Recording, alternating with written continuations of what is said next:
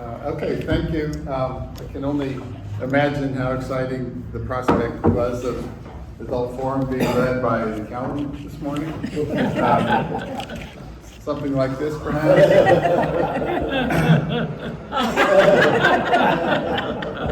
How'd that happen? There we are. Okay. Before we get into any numbers that involve dollars and so forth, I thought it's important to understand who we are. Obviously, we are Emmanuel Episcopal Church, but what that means is that we are 201 adult members and 16 youth members. And judging by the expression on their faces, not all of them were totally thrilled with their assignment that day. But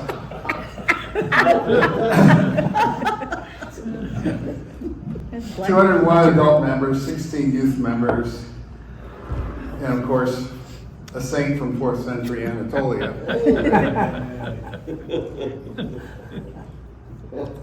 We are also 2 full-time and 5 part-time employees. And our average attendance last year was 72 in person at our services and 15 online. We also touched 250 people each week through our outreach programs. That all said, we're still a bit out of balance. And it's not an uncommon problem, I think, in churches right now. And when attendance is dropped after COVID, it never came back. But that's the problem we face as well. Before looking at the budget for 2025, I wanted to talk about 2024. That is, you need to know where you're going, you need to know where you have been. So coming around is a piece of paper with last year's actual results and our 2025 budget that the vestry recently approved. Focusing on the 2024 actual, I want to draw your attention to a few lines here. First, we begin with income. And this is formatted in exactly the same way as our monthly financial report, which I think is a very good report.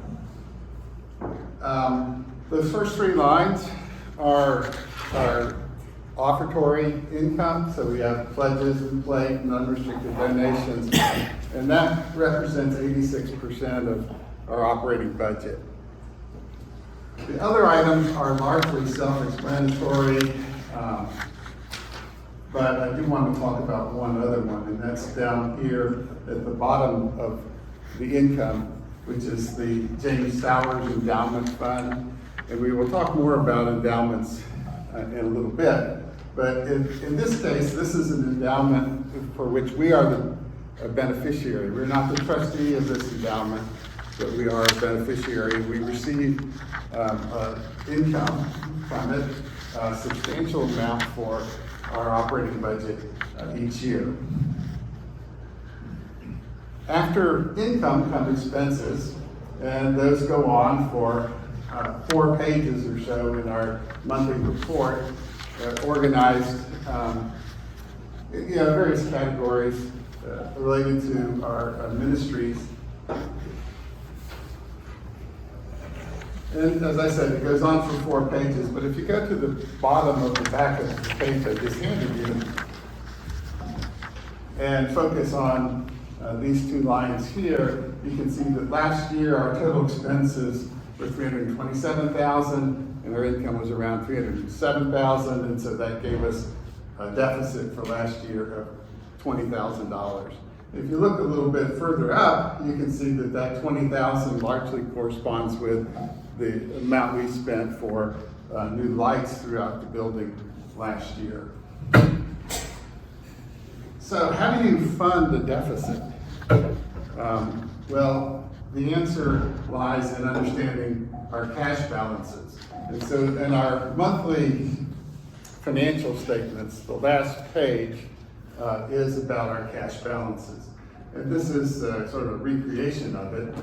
First, we see the restricted fund cash balances. So these were the amounts of cash in our restricted funds at the end of last year. The restricted funds are monies that come in that are restricted by the donor to a particular purpose. And so the food pantry, for example, receives donations almost every week, and those are not part of our operating budget. The food pantry operates outside of our operating budget and relies on these designated gifts and grants and so forth. And there's an assortment of these, some of which are coming from estates and have been separated until the vestry determines how to use those funds. Below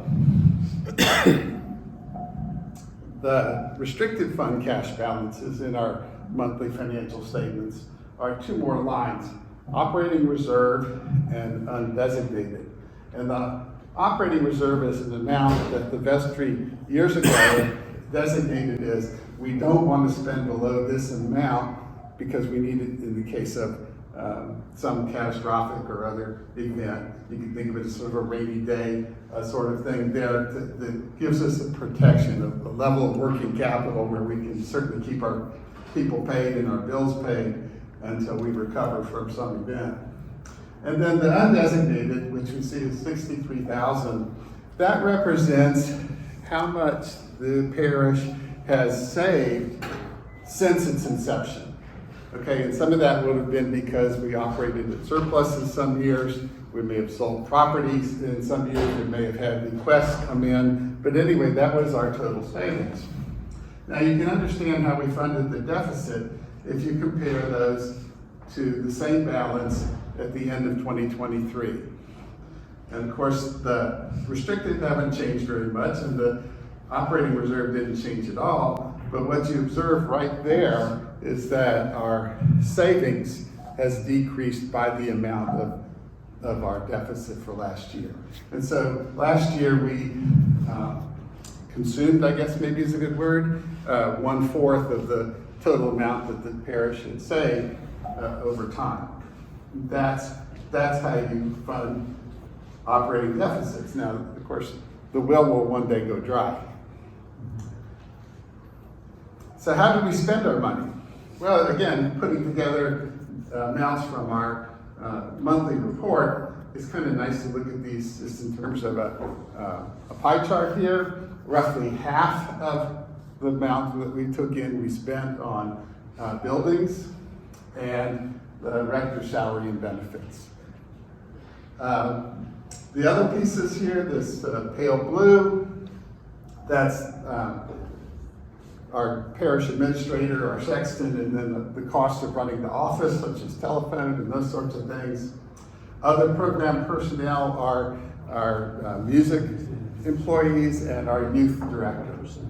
And then that leaves kind of the smallest piece of this pie for everything else. All remaining expenditures at 7%. If you have questions, please. Yes? Some of the numbers were in parentheses. On the restricted, in those cases, I could back this up as a matter of fact. Why are some of these in parentheses? Well, the easy one here is the columbarium. All right, so the spaces in the columbarium are sold and the money comes in. But to build the new columbarium, that was charged here, and so it's in a negative position until the rest of the niches are sold. Those are negatives. Yes. All right.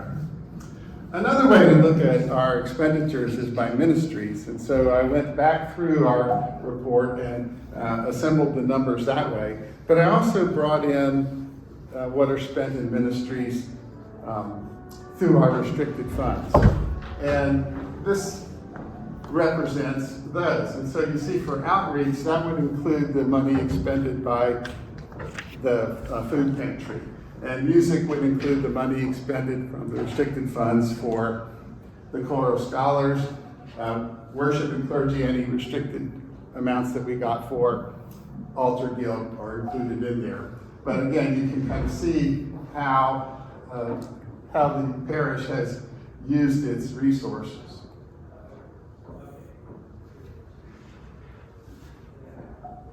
With that, now that was our past, let's turn to budgeting. I found this definition of budgeting, which is the science of distributing dissatisfaction uniformly. That's cute.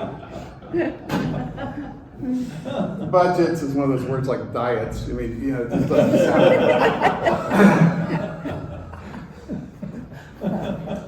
All right, so the next column over in the handout I gave you was the budget that was approved at the most recent vestry meeting. And the number one difficulty we're having is the top line there. We have $14,000 fewer pledges this year than we had last year. And that's, that's our basic problem, is this needs to grow, not shrink.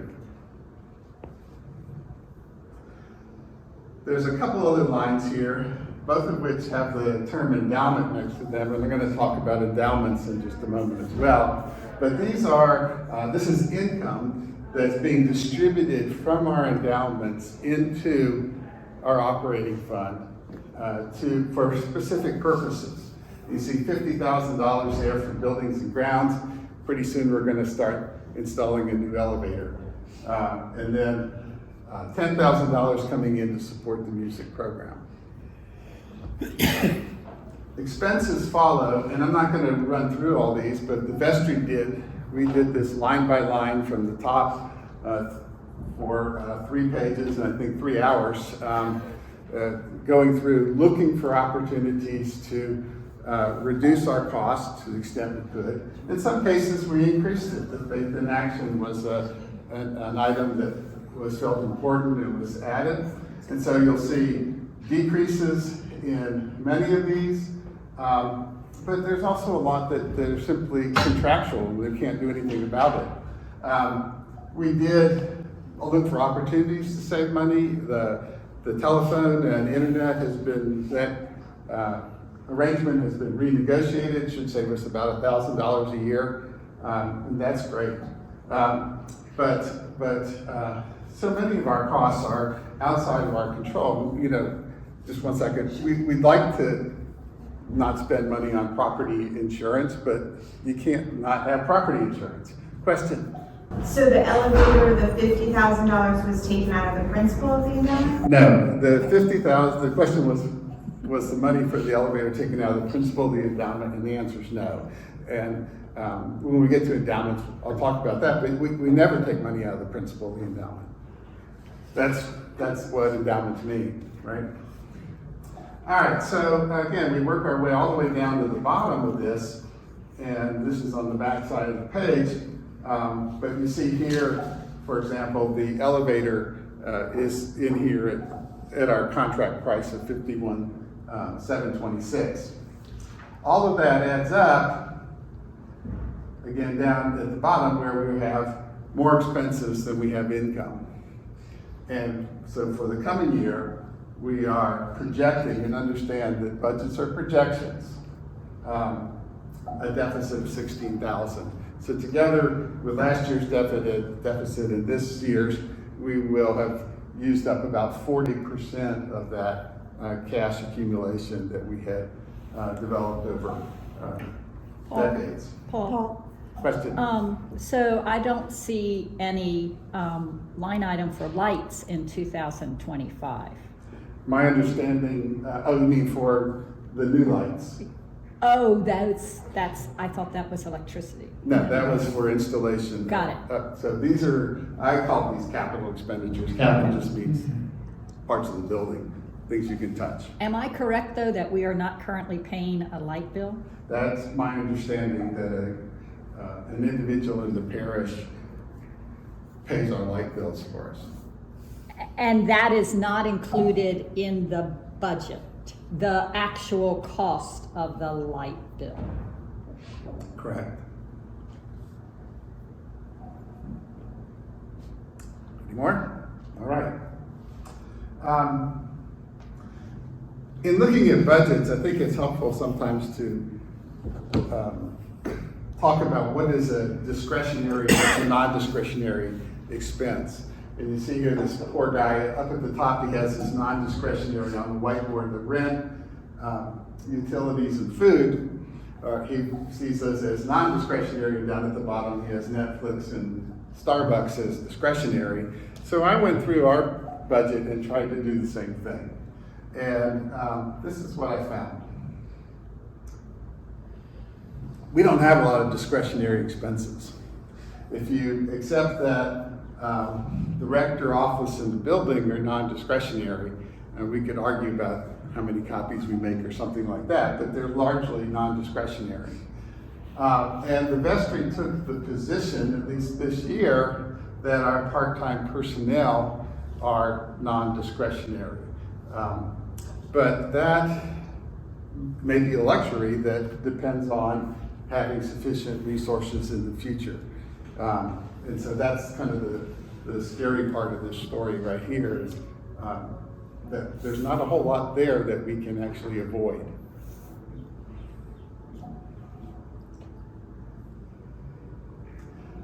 Now, we talked about endowments. We saw that there was some income coming in from endowments, and so I'd like to talk about those a little bit. Endowments are about legacy. And so it's a form of giving where the intent is to provide enduring impact. And so you asked, did we spend the endowment principle? And the answer is you will never spend the endowment principle. That's the way endowments work. Commonly, they're established as part of an individual's estate planning. I raised money in my job at JMU, raising endowments, and what I would tell donors is, I promise you we will never spend your money. We will take it, we will invest it, we'll take some of the earnings off of that each year to support a cause, but we will never spend the endowment principle. Yes? I wholeheartedly agree and understand that, but there is no law against spending the principal. And as a vestry member, it's really the vestry's discretion whether or not they spend the principal. It has been my understanding, not just with my term on this vestry, but with my experience in other churches. So how do we protect that? Are there protections that I'm not aware of in place, or is that just a philosophy you're telling us? So I would say that whether there's a law or not depends a lot on the gift agreement, right? Okay, so contractually it could be established that way. Then we'll talk a moment about how we sort of administrate the administration of our endowments and how those things are protected. I would say that it's more than simply vestry discretion. I would say it is an ethical obligation because the person who left this money in their estate, by definition, no longer has an input into this, right? They're deceased. And so it really becomes a moral obligation, a matter of honor to comply with their wishes for a lasting legacy. It's a fiduciary responsibility. That is a legal area, and trustees are liable for their fiduciary responsibilities. It is absolutely an area of law. Do we have trustees on each endowment? Yes, we'll get to those in 1 second. I didn't develop this image, but I kind of liked it because it shows the life of an endowment. It starts with creating an endowed fund. So this is probably from somebody's estate in the case of our parish. It doesn't have to be that way. You can give while you're still among us. It's invested. Principal and income are generated. In the third image there, a portion of the income is distributed to causes each year. And then the remaining amount are added to the principal and continue to grow. In a moment, we're going to talk about the idea of maintaining purchasing power. My favorite word on this slide is the last word, which is forever. And that's the point of an endowment, is it is supposed to be there in perpetuity. manual has 3 endowments. There are 7 members of the congregation responsible for protecting and managing the endowments for the purposes of supporting the church's ministries.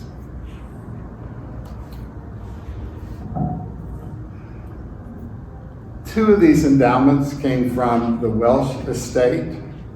The Buildings and Ground Fund included a gift of $782,000 back in 2022. There was an endowment that existed prior to that with about $320,000 in it that was used for buildings and grounds and has been added to this for purposes of investment. Additionally, the Parish Music Fund added $391,000 provided by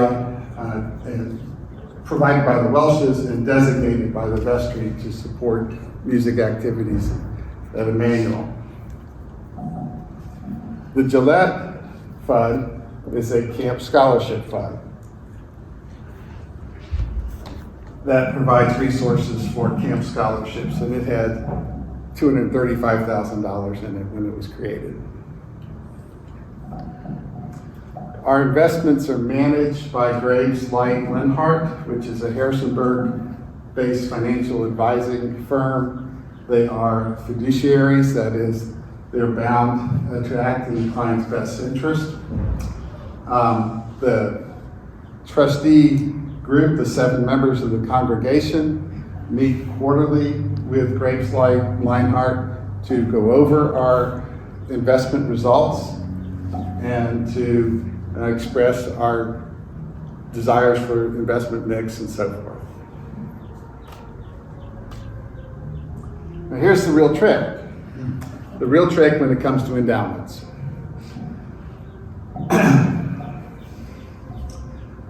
You want to provide income to support the parish facilities, mission, and ministries.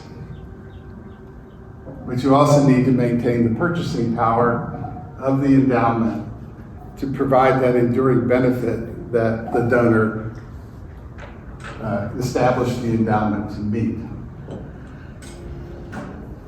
This is simply a graph of cost of electricity over the last 5 years. Average cost of kilowatt hours in the United States. The average cost of wine in the United States. And of course, that one element that all denominations need to operate. Average cost of coffee, roasted coffee over the past 5 years. Now, I'm not telling you anything you don't know, but clearly, we all know that we've had inflation and the cost of everything has gone up. And see, that's what the endowment earnings have to overcome. If you're going to maintain purchasing power, if you're going to be able to provide the same amount of these items, then your earnings have to surpass that and then provide for the ministries that come off of it. And it's not just items the church buys, but the people that the church employs are also experiencing the same level of inflation that the rest of us are. And so you have cost of living adjustments to salaries to keep them even with these forces that we have no control over. So this is how the endowment works. An individual sits down and decides, what kind of a legacy do I or my spouse and I want to leave? And so that's, hopefully a very deliberate, careful sort of conversation. And at some point, they decide they'd like to have this enduring legacy, and they take contributions and put those into an endowment. The funds that come in are invested, earn returns, and then the returns, a portion supports the parish in whatever manner the donor desired when they made this contribution, and the balance of those is reinvested to maintain the purchasing power going forward. So it's always a matter of balance. Balance between the immediate needs of the parish and the donor's wish for enduring benefit. And of course, the donor's not here with us to express that, so it's really a matter of us representing them. So how much can we draw out of the endowments to support the parish? And to answer that, you only need to answer two questions.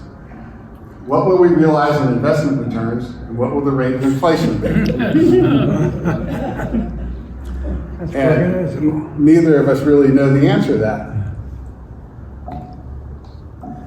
This year has been a good year for stock market returns. But history tells us that we can expect 20% decline in the stock market 3 times every decade. And so you try to come up with a long run rate of return and of course a long run rate of inflation. And that's how you do your planning. Your planning has to have this goal of maintaining purchasing power, but at the same time serving the needs of the parish. So we take this long run perspective, and investment or endowment managers like to plan things on a 20-quarter basis. So that's a 5-year basis. You would take your average endowment over a 5-year period and plan your distribution based on that. Where our endowment isn't 5 years old yet. So it's a little difficult. We're trying to guess this. We're guessing at a long run rate of return, and if we ask all 7 trustees, they probably have 7 different ideas on that. I kind of go with, I hope we can get a 7% average return on the endowment over time, understanding that some years will be much better, some years we'll have losses, but that's kind of the target that I'm working with in my mind. What will inflation be?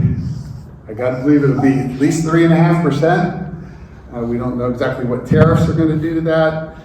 There's a lot of things that are unknown right now, but we need to overcome the inflation in order to maintain our purchasing power.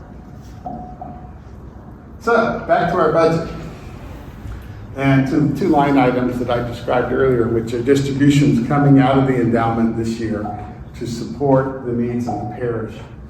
That $50,000 coming to help defray the cost of the elevator, in my opinion, that's probably more than 1 year's distribution. Okay, that it's to have a prudent amount of distribution that's exceeding 1 year, so I wouldn't expect a second one this year. But we had an immediate need. If you're like me or an usher, you know how many people use the elevator every day when we have services.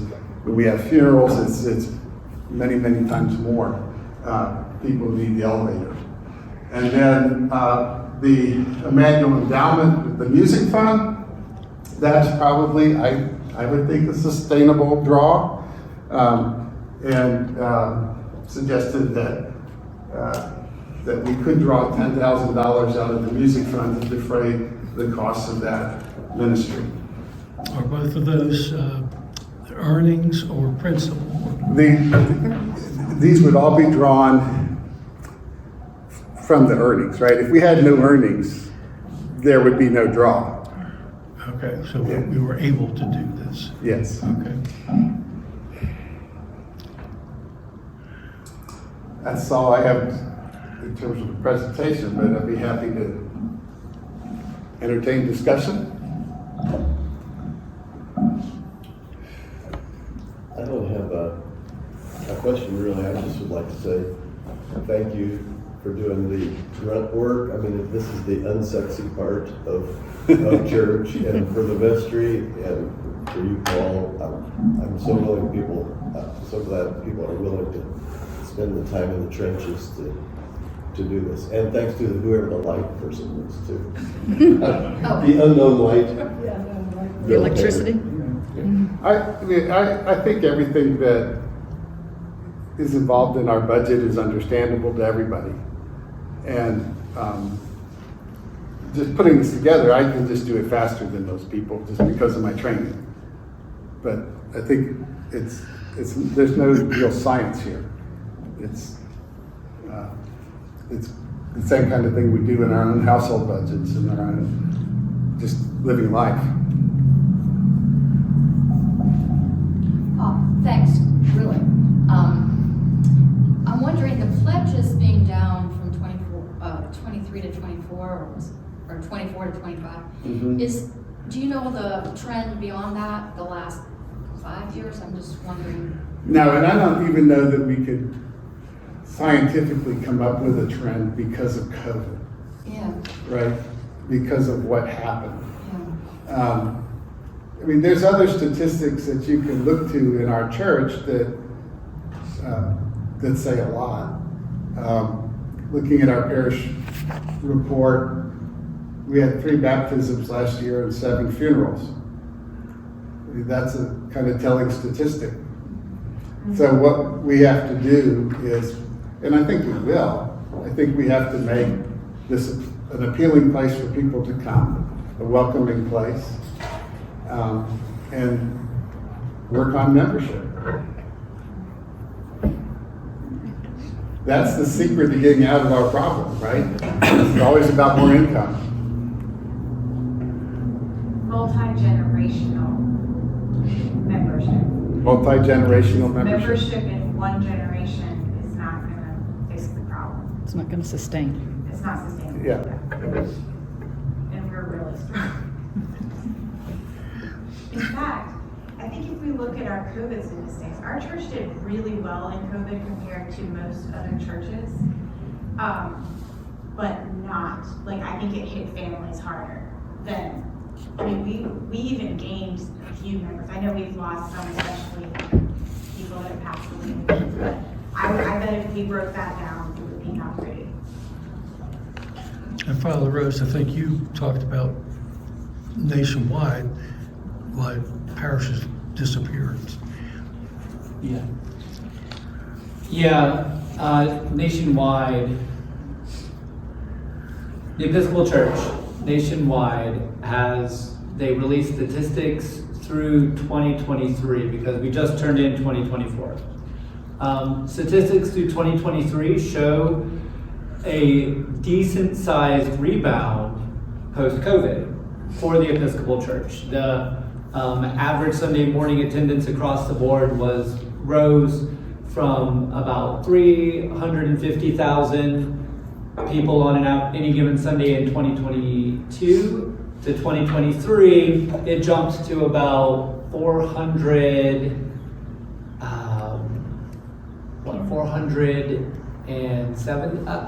It jumped about 100,000 people. So people.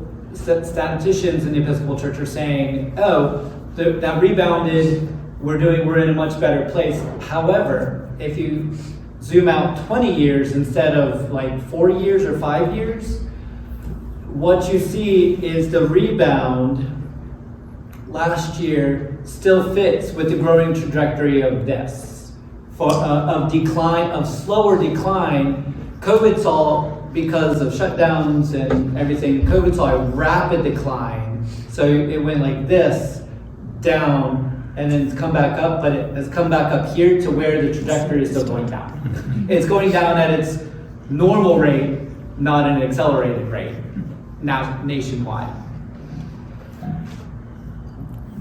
Marketing 101. We have a couple things I think that we need to do, and we need to do it consistently and be very, I think, intended on what we want to do. First, of course, we need to grow the church and the membership, but also we can't forget that what we have in membership, we have to continue to educate and fill information in with our budgetary needs. And we often, as Episcopalians, wait to that last minute to do our pledge and all of that, and we get all of that, at the end of the year.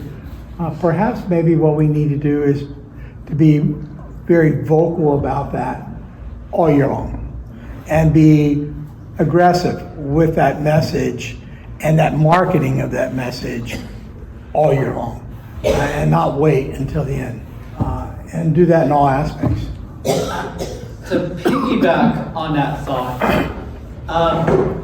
it's interesting to me, 6 months in, and I have heard two different narratives or stories.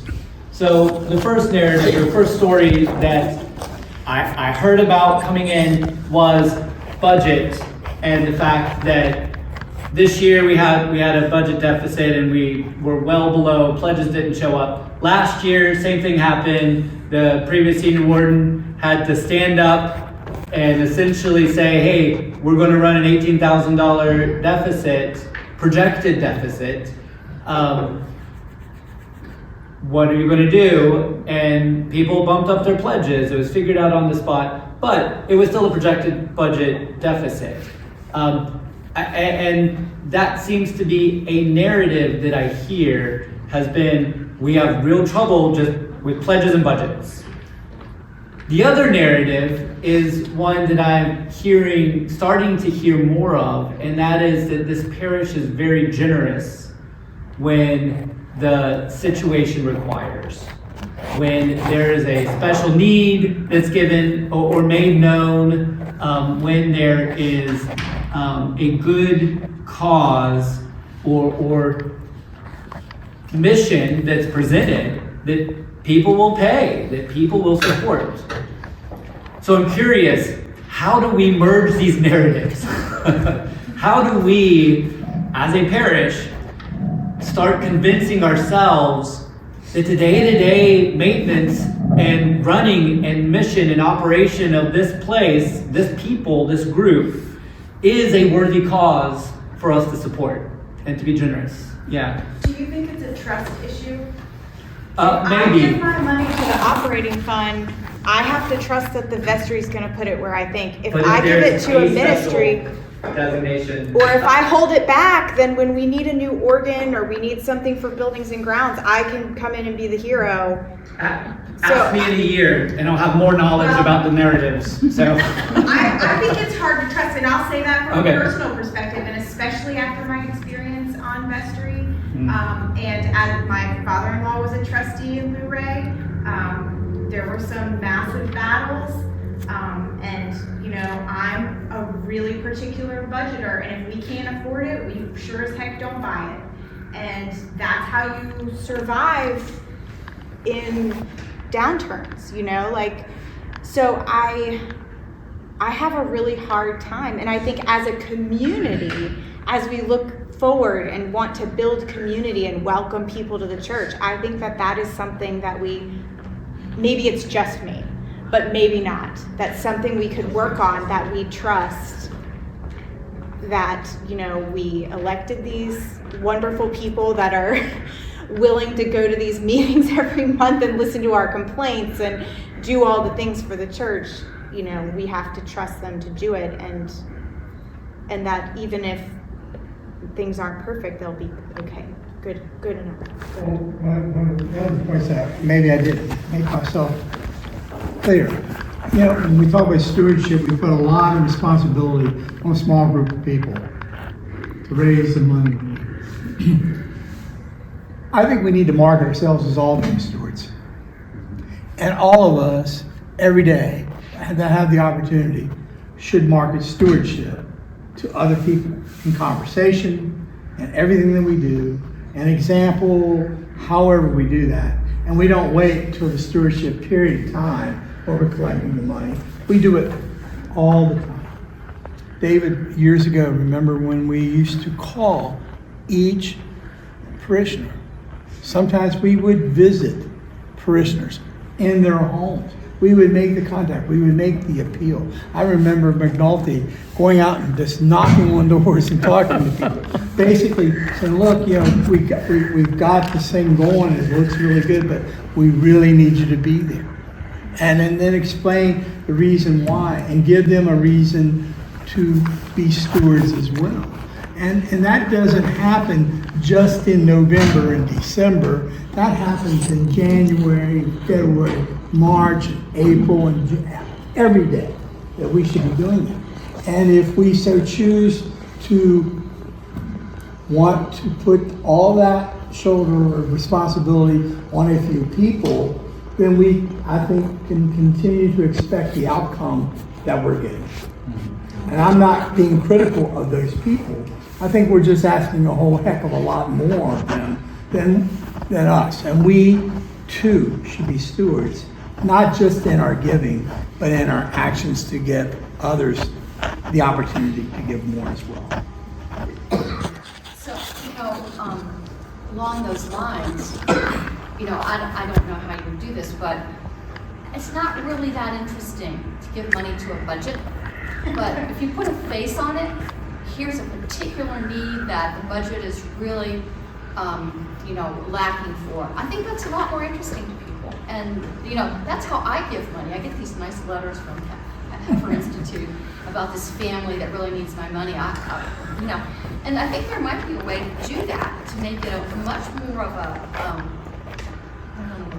individual kind of mission to give to particular things. I don't know how you would do that, but I think that's lacking. I do. I'm new here, and I'm just, I don't know how it's been done, but I agree with you. That's how, for instance, I was just thinking recently, we were raising funds. Someone said they would match $10,000, and we raised 2,000 and something, and that was for a specific thing. And we gave to that because it seemed like a good cause. But personally, I get a little turned off if people are always talking to me about money and giving more. But I think there's a way to do it. I would prefer maybe quarterly or semi-annually to hear about where there's a need in writing, or maybe, I guess that's how I would like it, in writing to the parish, and say, this is where we have a need, we're behind, and we would appreciate it if you could, donate more. I would rather have it that way than have the person talking to me about, you could come into my house and say, can't you give more? Well, maybe I can, but that's not my preferred way to be asked. I have a flip side to Janice's perspective, and that is, I believe that our parish is a family. And just as I give to my family, I should then honor my intergenerational family here. And that means establishing some values and some vision for what I want to see in my family, establishing a legacy for my family. And I think I just have a different, you come to me with an individual request, you come to me with a communal request, and I think maybe both, but I think we are all connected. There's no us and them. The trustees, I'm a trustee, and they hear me say this all the time. We are not, it is not us versus them. We are they. The vestry appointed us. And so to figure out how to get that message, because they either will be in this building or not. We will either listen to an organ or not. We will either see children running around and feed them or not. But all of those are important. And trustees hear me go off all the time. They don't need to hear me anymore. They put up with my perspective. Or your gift. But I really do think we have to somehow have the spaces to be able to build that family. Because we are a family, but we're like we're in a family reunion and we're all sitting around at our old tables. Go ahead, Meg. Well, and thanks. I will say, I think we also, Amanda and I were just back here chatting, from a family perspective. And from, to be honest, we are carrying the future of the church. Like, that's why at least I'm sitting here now, recognizing that this is our responsibility. It's very heavy. It is a very heavy responsibility. We are trying to wrap our heads around it, guys. But also recognizing, at least my family's at the point in our lives where we have to be very careful of where we are putting our extra money in. We are living in a time where costs are increasing and our income is not. I mean, that is just a reality of our generation right now. And when I put my money, my extra hard-earned money right now, into something, I want to see how that is going to be invested and paid off for the future. So really start thinking about the church as a whole, where we want it to be in the future, and how do we start communicating that to families? If we want to grow that, how do you start saying, hey, if you add some more to your pledges, here's what we're going to do to support this and support that growth, because that's important. So I think we have to also start figuring out that, because again, love you all dearly. We know we're kind of marching forward, and so we have to figure out how to get that messaging, and how to grow those soldiers who are marching with us. So if we don't kind of start figuring out how to do that, then we're gonna continue, I think, to see things decline. And we have grown, there's been a number of new ministries added, like morning prayer and morning Bible study, and we're having a Lenten program. Not a single one is available for families. There's no childcare, there's no program for the kids on Thursday nights. There's no way a working person can get to any of the morning ministries. There's nothing. It's like, and we keep showing up and we keep stopping and wondering, do they want us here? And I mean, usually Just your money, that's all. No, just our money. darn if we aren't still here. And when Reverend Rose gave his sermon this morning, I wrote down, my daughter said, we were talking about why you come for worship, is what he was talking about. And she said, I come for my friends. And then look who showed up. So that's the thing that keeps us going, but we are hanging out by a darn thread. Yeah. But going back to what Maggie said about family, one of the most difficult things that I've learned in the family is having honest, open, real conversations about money. Money is a very difficult subject to talk about. But yet, let's just reinforce the positive aspect of the conversation we're having here. We're talking about money. We're talking about money to commit to our family. So no one has a silver bullet on how to best fix it. But perhaps we just all try harder to bring better ideas to the table. And each of us here do more of our share to be the stewards to ensure a future and investment into our faith community and our faith family as best we can. And not to be afraid to offer a suggestion or an idea. And not to be afraid to say, no, I don't like it. It's all part of a conversation. And a conversation that can't always be held back until the very end, because oftentimes then it's too late. So it's a continual conversation that needs to be had. And it's not a comfortable conversation, but it's a conversation that connects. And so I think today is a great opportunity for us, earlier in the game, to be looking ahead to the future. And I see hope in it, but the hope is only there if we go about it with intended purpose to bring the hope to reality. Like share an experience. In 2016, I was in Richmond at our annual social work conference, and the very first day of the conference, after lunch, my right leg started to get very much in pain, and I told Trish, "Don't call the rescue squad; they'll take me to the closest hospital." I just looked up MCV's 12 miles away, take me there, and that led to the amputation of my leg. About a month later, or 2 months later, I went to the same conference in 2017, and there was a day-long, two guys speaking about what helps people change, what are the characteristics that are there. And he put a slide up in the morning that said faith, and it had a definition, a positive belief in something. Before I could get my hand up, he went to the next slide. And so in the afternoon, he put that slide up again. And as soon as he put it up, I raised my hand. And I said, I think your definition's a little weak.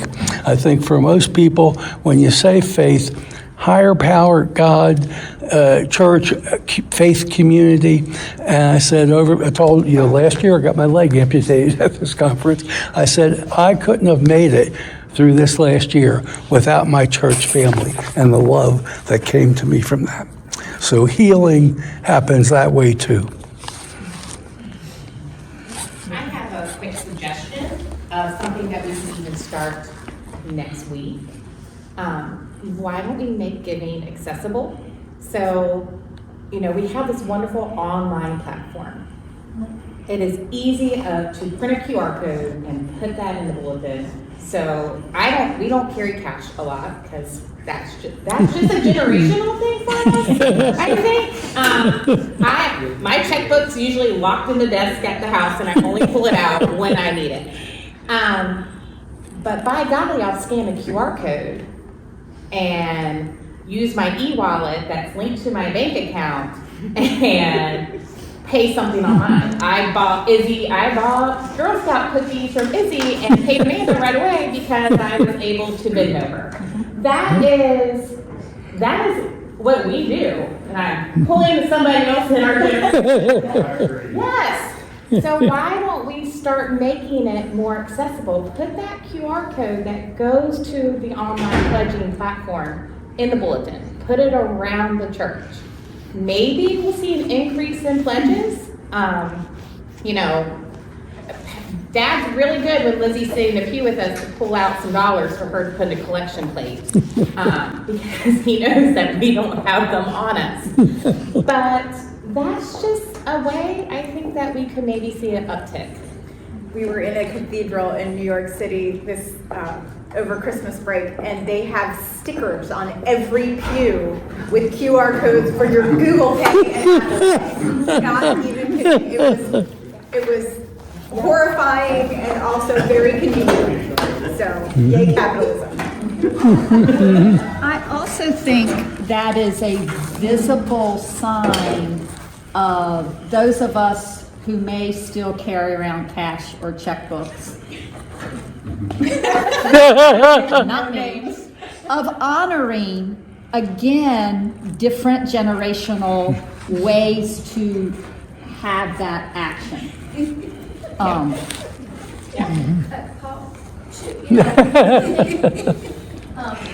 Regular feedback as to how the year is going with pledges and posting and bulletin, I don't know how you do it. Because if people know what's going on, then they can make adjustments. If we have no idea, we're in the dark, nobody goes looking exactly, There's probably a way just to make it just much more known what's going on. Well, I promised the vestry that I was, if you recall, I had a graph of last year's pledges, because pledges, or people playing with pledges is very seasonal. It starts out high, dips in the summer, high at the end. But I promised that I would continually track this year because of the uncertainty that we have this year in many aspects against that. And we should certainly find ways to publish it. And to AJ's point, you're interested in trust. I think this this is the beginning of that, because there's nothing hidden in this budget. It shows salaries, it shows everything. And your willingness to answer questions and just, your knowledge is super, super helpful. Oh, yeah. Super. Well, thank you. I like your slides. I had a couple other thoughts for the discussion that went on. One of them was from Maggie talked about trustees. I am a trustee, but I don't really view myself that way. The church is the trustee of the endowment. We're just appointed by the vestry to fulfill that role, right? And so, that's the way it is. And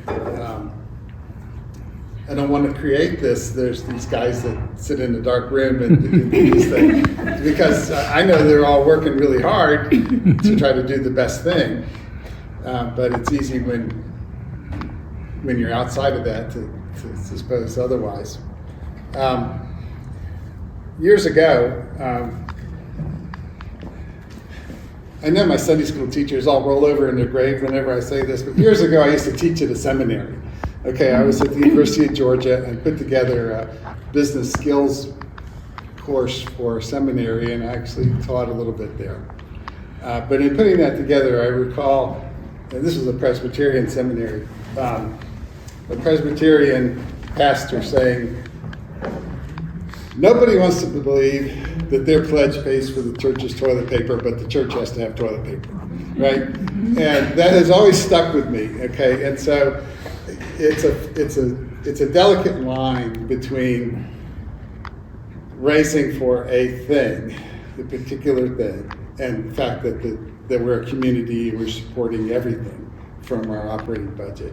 And I don't have an answer for that one, but I do know that it can get difficult. And, what do we do? Well, you elect the best people that you can to vestry and you talk to them. That's the only answer I have. Well, we have 14 people here. How do we get this message to the other 100 and some that were there on that screen? And that's how we've got to communicate somehow to people. And a lot of those people give money. We're not the only ones who give money. I understand that.